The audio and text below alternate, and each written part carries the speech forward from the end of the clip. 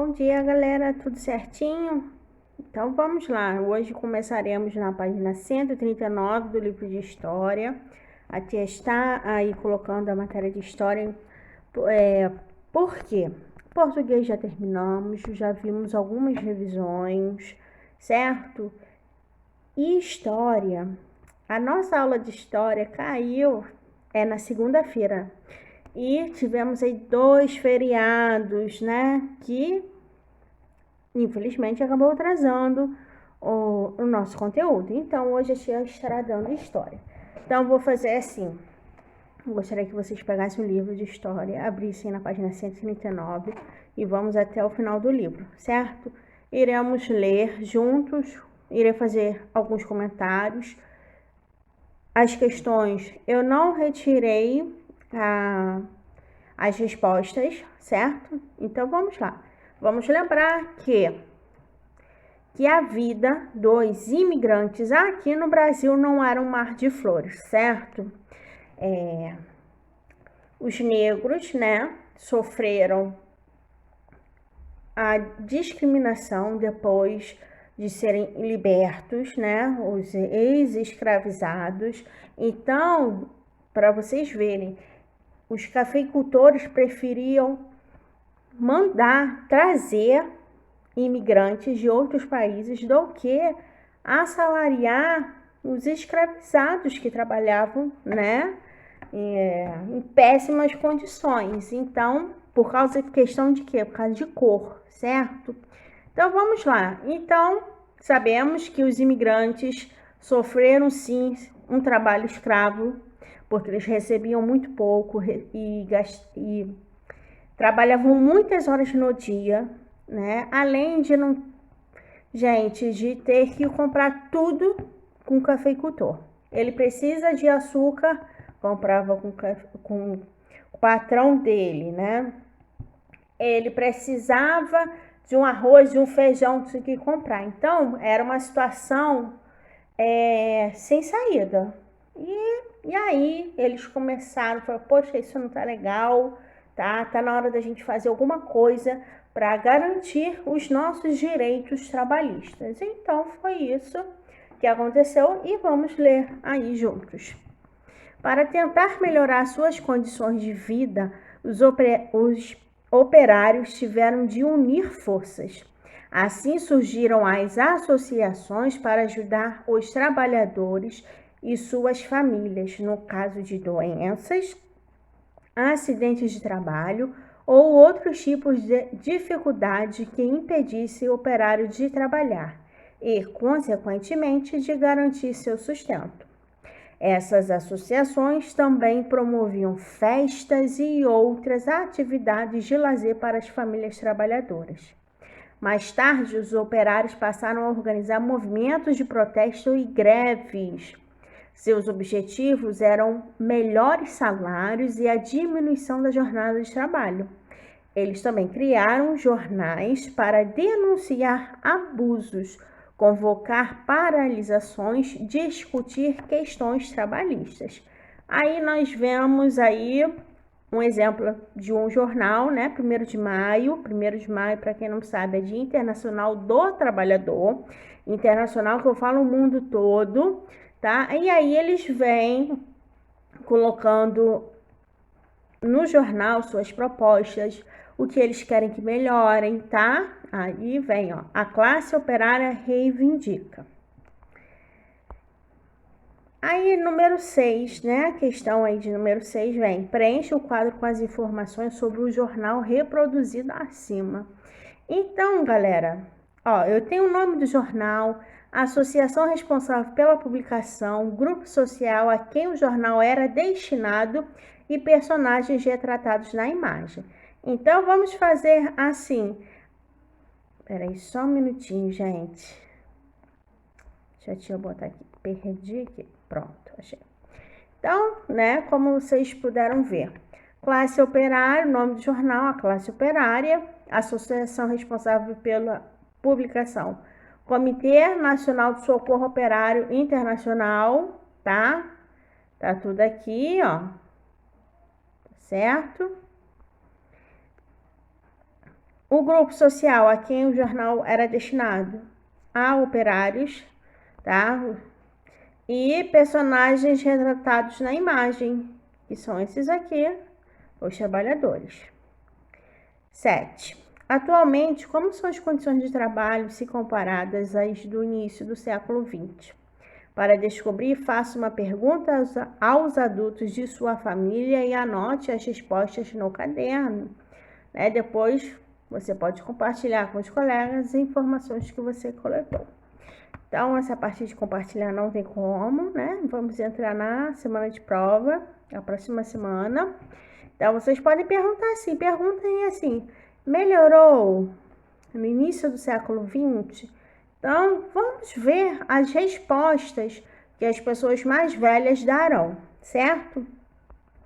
Agora a gente vai falar, tá, de um movimento aí que ganhou muita força, que foi a greve geral, tá? Então, vamos lá. No ano de 1917, os trabalhadores de diversas partes do mundo tiveram um papel de destaque na política. No Brasil, isso não foi diferente. No município de São Paulo, uma greve paralisou a cidade. O movimento foi organizado por operários que trabalhavam em diferentes ramos da indústria, do comércio e dos transportes. As principais reivindicações dos operários eram o aumento de salário, a redução de jornadas de trabalho para 8 horas diárias, o fim do trabalho infantil, que existia, tá? E não era proibido, e o fim do trabalho noturno para as mulheres e os menores de 18 anos. Durante essa greve, o sapateiro espanhol José Martinez foi morto em confronto com a polícia. Isso desencadeou uma série de protestos pela cidade. Pressionados, os patrões decidiram atender algumas reivindicações dos trabalhadores. No entanto, muitos não cumpriram o acordo, né? Além disso, líderes do movimento foram perseguidos e presos. Alguns trabalhadores imigrantes chegaram a ser deportados, ou seja, expulsos, tá? Enviados de volta aí ao país de origem. Então, podemos perceber que a greve, gente, foi importante sim, porque esses direitos que nós hoje temos, né, carga horária reduzida, gente, antigamente era 10 a 15 horas de trabalho. É muita coisa, galera, é muita coisa. E você não tinha direito a uma saúde decente, a um salário decente. Então, é sim de muita valia essas greves, tá? Vamos à primeira questão, né? A questão 8. A greve geral de 1917 foi brutalmente reprimida pela polícia. Nos dias de hoje, muitas manifestações, não só de trabalhadores, também são contidas com violência. Letra A. Você se lembra de alguma manifestação recente que foi reprimida pela polícia do município ou no estado onde vive? Qual? O que ela reivindicava? Aí, provavelmente vocês são pequenos, não lembram, tá? Mas pergunta às pessoas mais velhas, aos pais de vocês. Eles com certeza saberão responder, tá certo? Teve uma aí bem recente. Letra B. O que você pensa sobre o uso da violência para conter protestos? O que poderia ser feito para evitar esse tipo de intervenção? Aí, vocês coloquem a resposta de vocês, o que vocês acham, se acham certo, se não acham, ai tia, eu acho que deveria ser assim e tal. Aí vocês podem escrever aí no livro de vocês. Agora vamos lá falar sobre as transformações dos costumes, certo? Até década de 1960, a maior parte da população vivia no campo. Então, gente, imagina a população, né, de antigamente, lógico que não era os bilhões que são hoje, né, mas a maioria vivia onde? No campo. Tá? Essa situação começou a mudar com a migração constante de várias comunidades do campo para os centros urbanos. Esse processo é chamado de êxodo rural, saída rural, tá? Atualmente, a maior parte dos brasileiros vive nas cidades. Analise o gráfico a seguir. Ele mostra como a população brasileira se distribui entre o campo e a cidade de 1940 até 2010. Então, vamos lá. População urbana em 1940 era baixa, tá? Aí foi aumentando, tá? Aí, olha, o gráfico aqui, esse em pé aqui, habitantes em milhões. Então, aí, 13 milhões, aí foi subindo. Foi dobrando aí, 31 milhões em 1960. Então, vocês podem perceber que em 2010, há 10 anos atrás, nós temos 161 milhões de pessoas que moram em cidades, certo? E a população rural, em 1940, era de quê? 28 milhões. Aí subiu um pouco, 38, depois 41, continuou subindo. Aí 1970 baixou.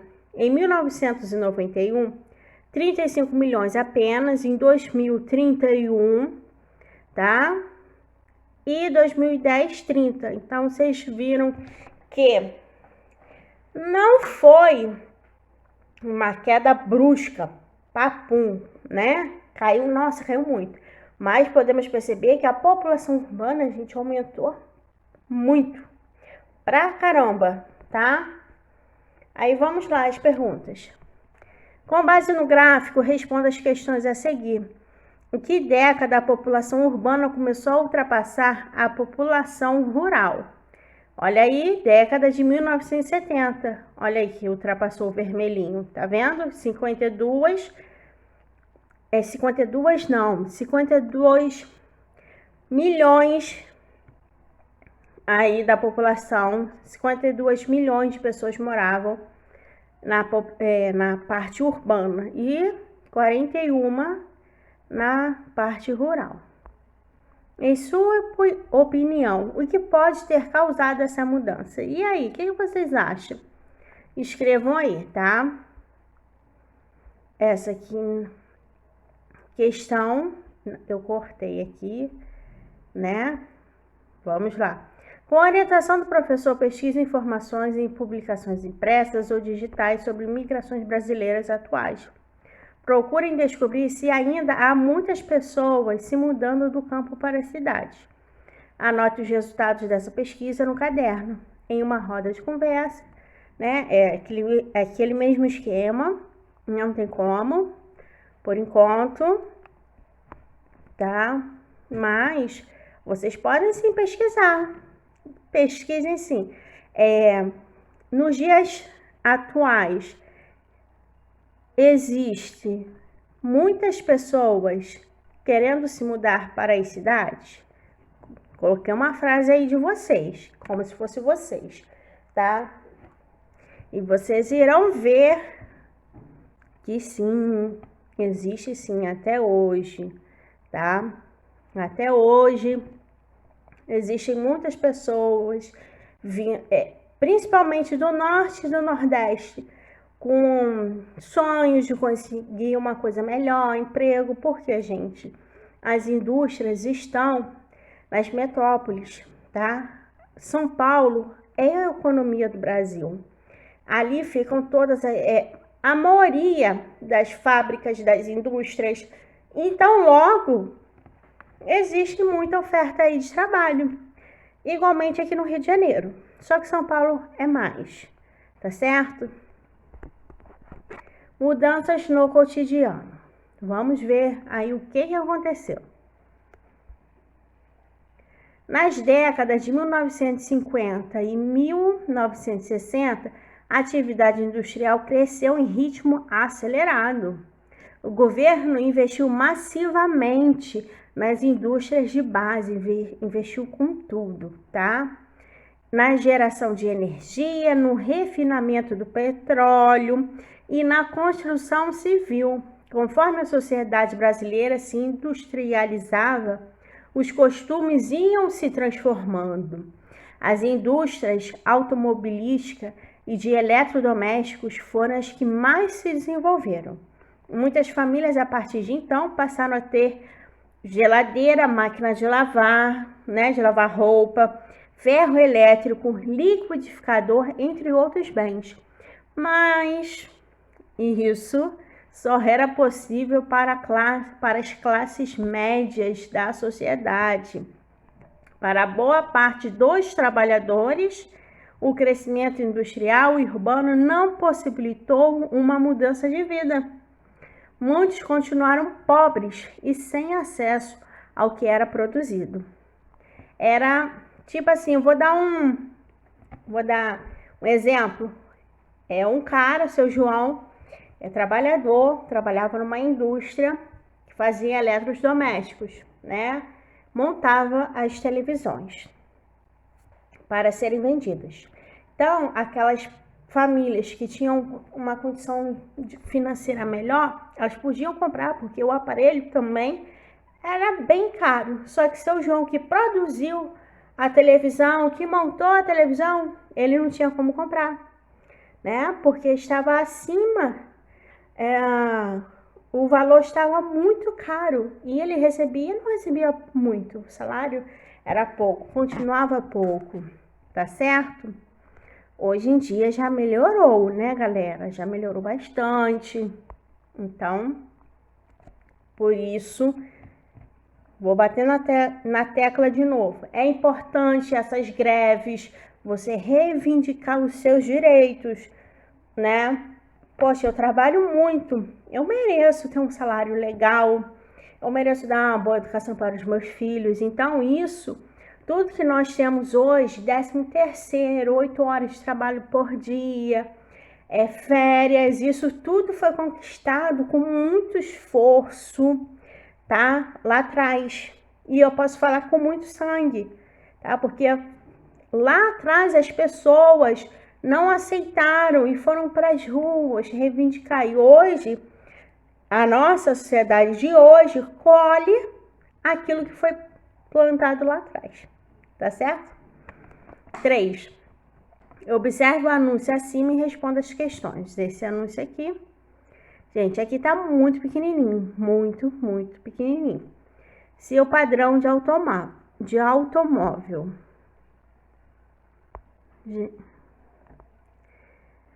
Galera, eu vou deixar para vocês lerem, que aqui tá muito pequenininho, e vamos lá, vamos responder. O que o anúncio pretendia vender? Um automóvel, Peraí. Só um minuto. Estou indo. As propagandas podem influenciar os hábitos de consumo das pessoas? Sim ou não, e por quê? Já vimos isso aí, tá? Inclusive numa aula de português, lá atrás. Você já quis comprar coisas depois de ver um comercial na televisão ou outro tipo de anúncio? Eram coisas das quais você precisava? Respondem aí, certo? Novos meios de comunicação. E aí chegou a era, da televisão, do rádio, do telefone, tá? Então vamos ler aí um pouquinho.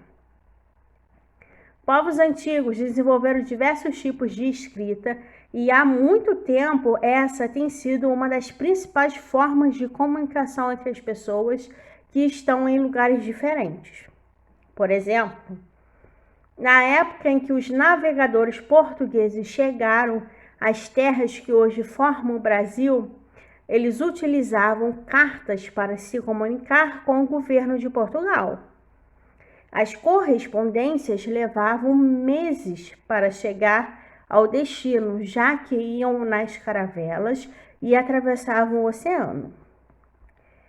Com o passar do tempo, novos meios de comunicação foram criados. A imprensa, o telefone, o rádio e a televisão são exemplos disso. No Brasil, a imprensa surgiu em 1808. Os primeiros telefones foram instalados em 1877. Olha quanto tempo tem, hein, gente? A primeira transmissão de rádio ocorreu em 1922. E os primeiros aparelhos de televisão chegaram em 1950. Não tem tanto tempo assim, certo?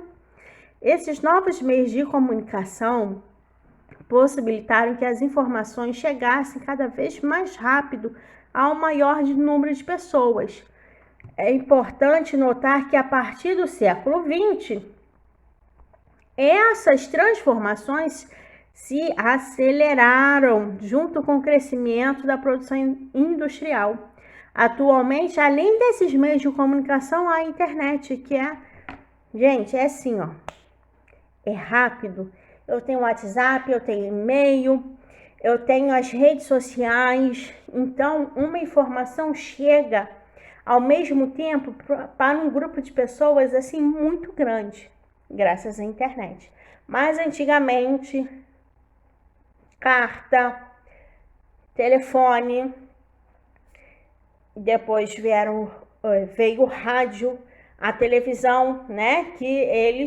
O rádio e a televisão conseguiam transmitir uma notícia para muitas pessoas, certo?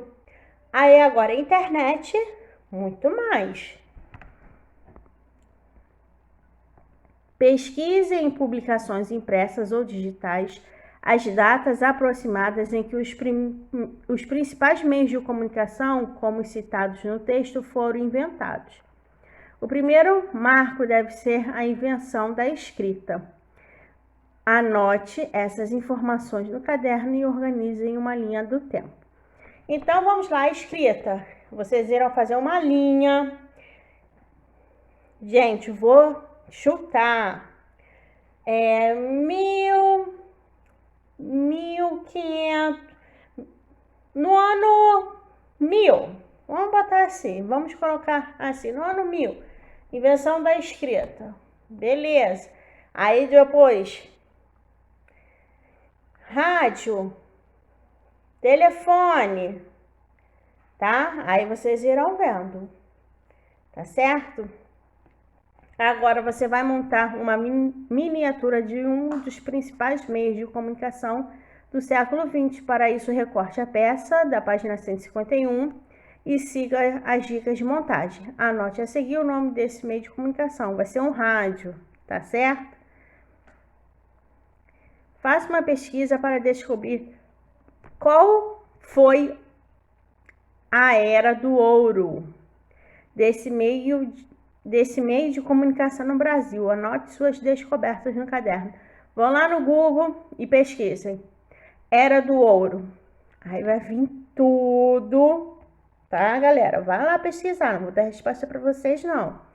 Podem ir lá pesquisar. Aí vocês irão anotar as descobertas, certo? 6.